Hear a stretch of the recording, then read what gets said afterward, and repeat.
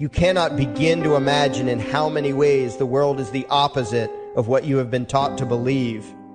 You see the guy who sells drugs to willing customers so he can feed his family as the scum of the earth, while you see the hypocrite who gives away stolen money in the name of government as a saint.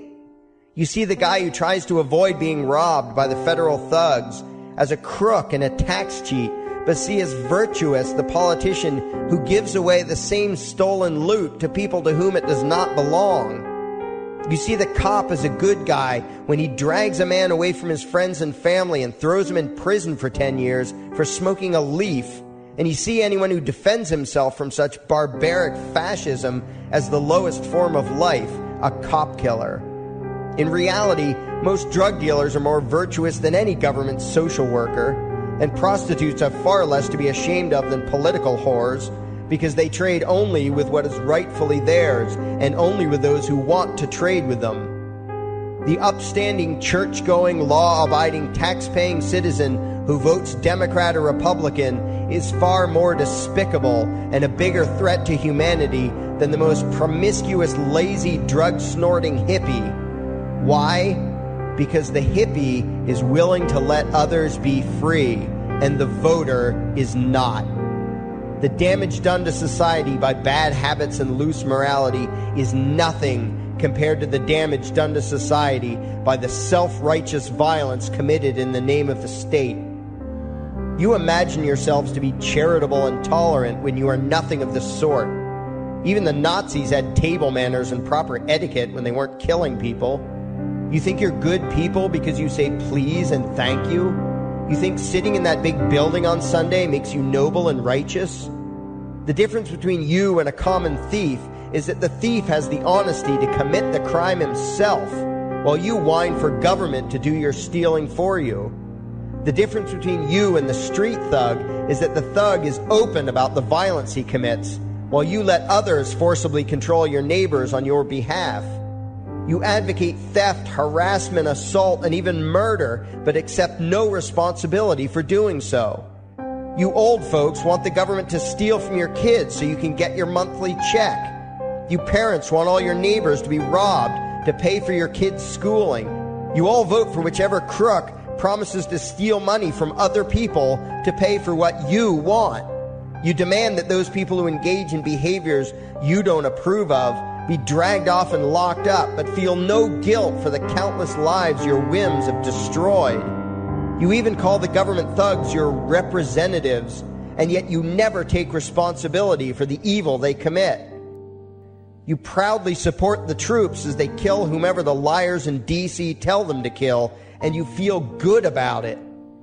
You call yourselves Christians or Jews or claim to follow some other religion, but the truth is what you call your religion is empty window dressing. What you truly worship, the God you really bow to, what you really believe in is the state. Thou shalt not steal, thou shalt not murder, unless you can do it by way of government. Then it's just fine, isn't it? If you call it taxation and war, it stops being a sin, right? After all, it was only your God that said you shouldn't steal and murder, but the state said it was okay. It's pretty obvious which one outranks the other in your minds. Despite all the churches, synagogues, and mosques we see around us, this nation has one God and only one God, and that God is called government. Jesus taught nonviolence and told you to love your neighbor, but the state encourages you to vote for people who will use the violence of government to butt into every aspect of everyone else's life. Which do you believe? To those about to stone a woman who had committed adultery, Jesus said, "Let him who is without sin cast the first stone." But the state says it's perfectly fine to lock someone up if they do something you find distasteful, such as prostitution. Which do you believe? The Christian God says, "Thou shalt not covet," but coveting is the lifeblood of the beast that is the state.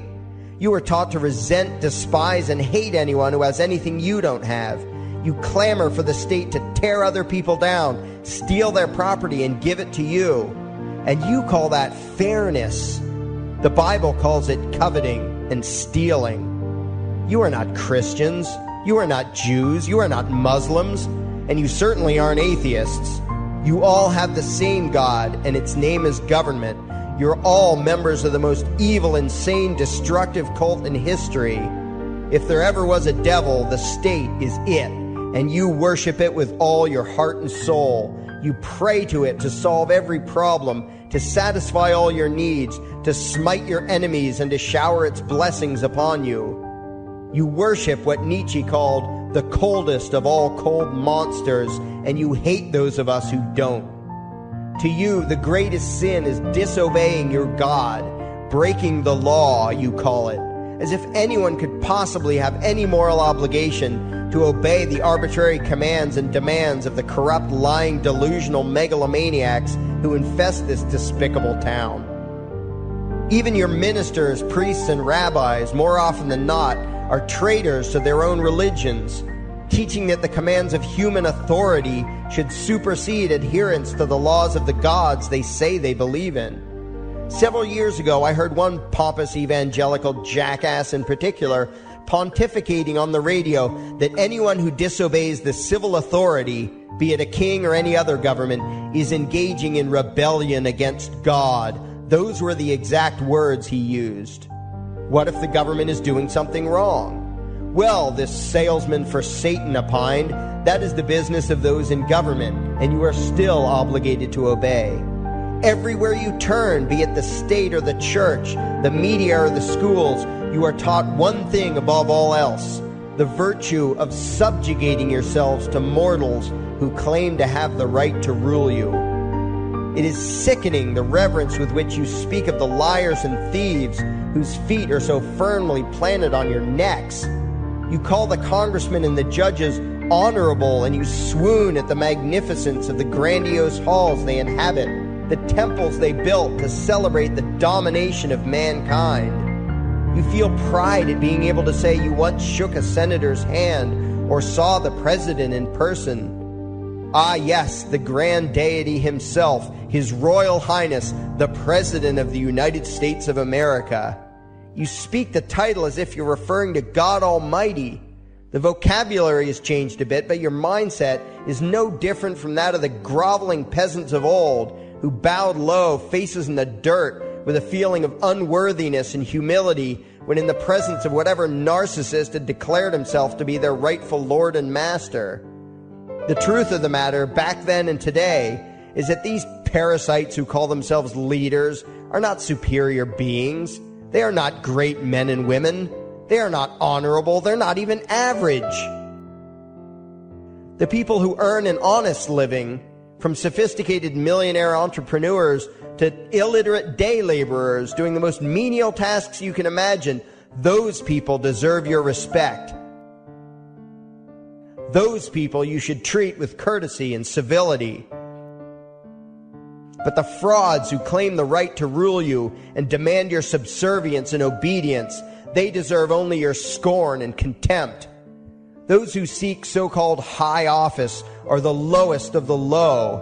They may dress better, have larger vocabularies, and do a better job of planning out and executing their schemes, but they are no better than pickpockets, muggers, and carjackers. In fact, they are worse, because they don't want to rob you of just your possessions. They want to rob you of your very humanity, deprive you of your free will, by slowly leeching away your ability to think, to judge, to act, reducing you to slaves in both body and mind. And still you persist in calling them leaders. Leaders?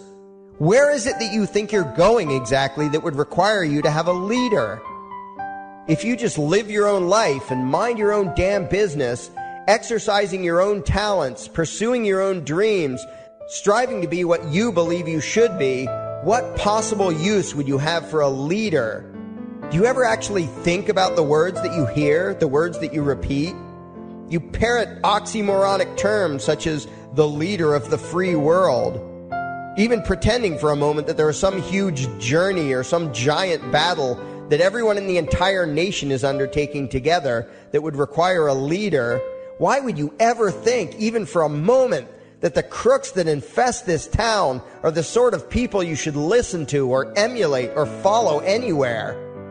Somewhere inside your mostly dormant brains, you know full well that politicians are all corrupt liars and thieves, opportunistic con men, exploiters, and fearmongers. You know all this, and yet you still speak as if you are the ones who are the stupid, vicious animals, while the politicians are the great, wise role models, teachers, and leaders without whom civilization could not exist. You think these crooks are the ones who make civilization possible? What belief could be more absurd? Yet when they do their pseudo-religious rituals, deciding how to control you this week, you still call it law, and continue to treat their arbitrary demands as if they were moral decrees from the gods that no decent person would ever consider disobeying. You have become so thoroughly indoctrinated into the cult of state worship that you are truly shocked when the occasional sane person states the bleeding obvious. The mere fact that the political crooks wrote something down and declared their threats to be law does not mean that any human being anywhere has the slightest moral obligation to obey. Every moment of every day, in every location and every situation, you have a moral obligation to do what you deem to be right, not what some delusional bloated windbag says is legal. And that requires you to first determine right and wrong for yourself, a responsibility you spend much time and effort trying to dodge. You proclaim how proud you are to be law-abiding citizens and express your utter contempt for anyone who considers himself above your so-called laws, laws that are nothing more than the selfish whims of tyrants and thieves. The word crime once meant an act harmful to another person.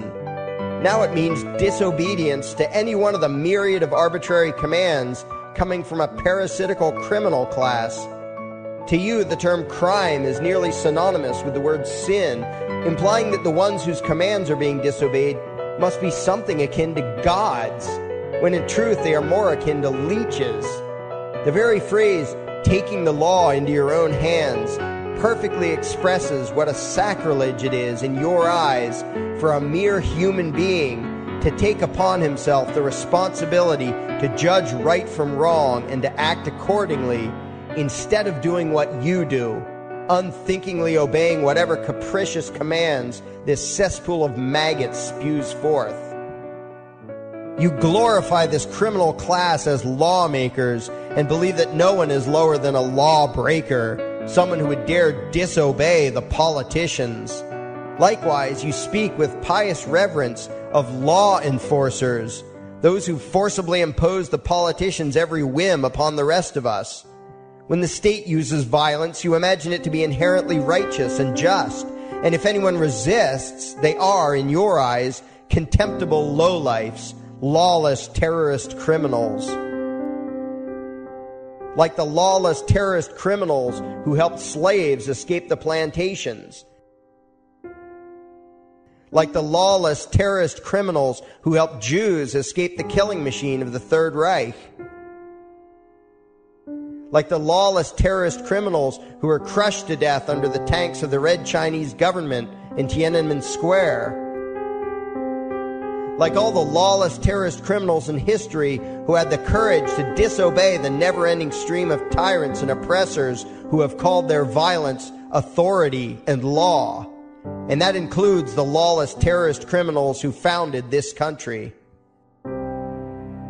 Everything you think you know is upside down, backwards, and inside out. But what has to take the cake, the height of your insanity, is the fact that you view as violent terrorists the only people on the planet who oppose the initiation of violence against their fellow men. Anarchists, voluntarists, and libertarians. We use violence only to defend ourselves against someone who initiates violence against us. We use it for nothing else. Meanwhile, your belief system is completely schizophrenic and self-contradictory. On the one hand, you teach the young slaves that violence is never the answer. Yet out of the other side of your mouths, you advocate that everyone and everything, everywhere and at all times be controlled, monitored, taxed, and regulated through the force of government. In short, you are teaching your children that the masters may use violence whenever they please, but the slave should never resist.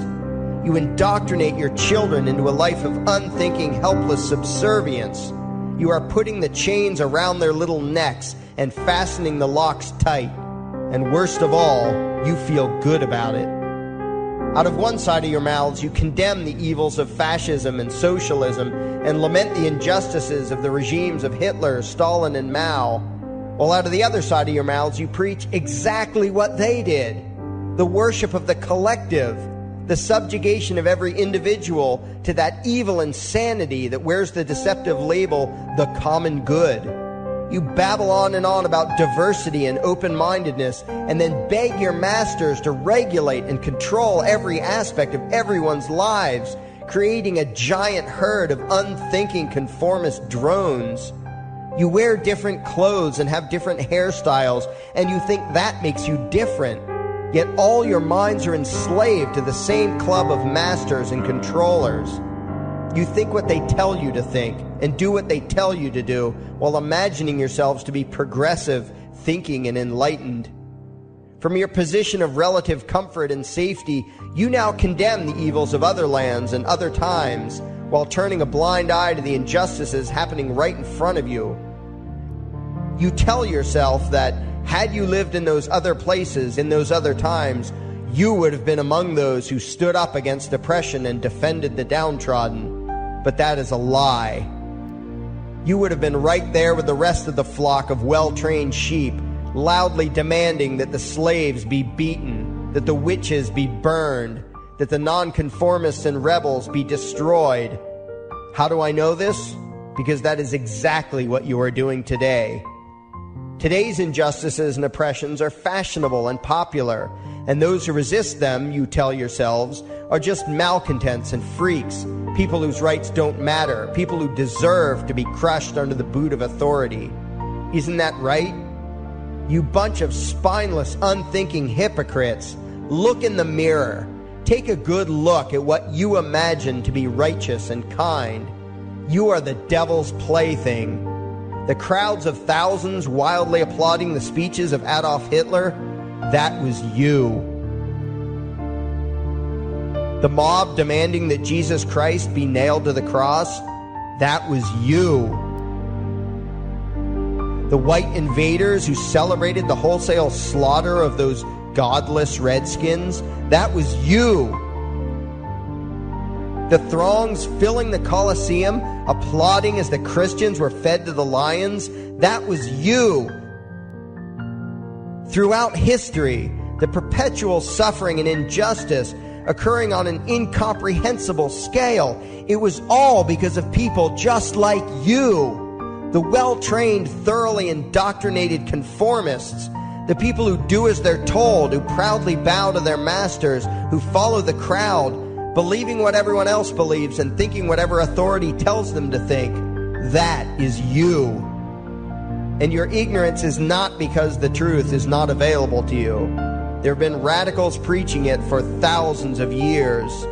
No, you are ignorant because you shun the truth with all your heart and soul. You close your eyes and run away when a hint of reality lands in front of you. You condemn as extremists and fringe kooks those who try to show you the chains you wear because you don't want to be free. You don't even want to be human. Responsibility and reality scare the hell out of you, so you cling tightly to your own enslavement and lash out at any who seek to free you from it. When someone opens the door to your cage, you cower back in the corner and yell, "Close it, close it." Well, some of us are finished with trying to save you. We've wasted enough effort trying to convince you that you should be free. All you ever do is spout back what your masters have taught you, that being free only leads to chaos and destruction, while being obedient and subservient leads to peace and prosperity. There are none so blind as those who will not see. And you nation of sheep, would rather die than see the truth.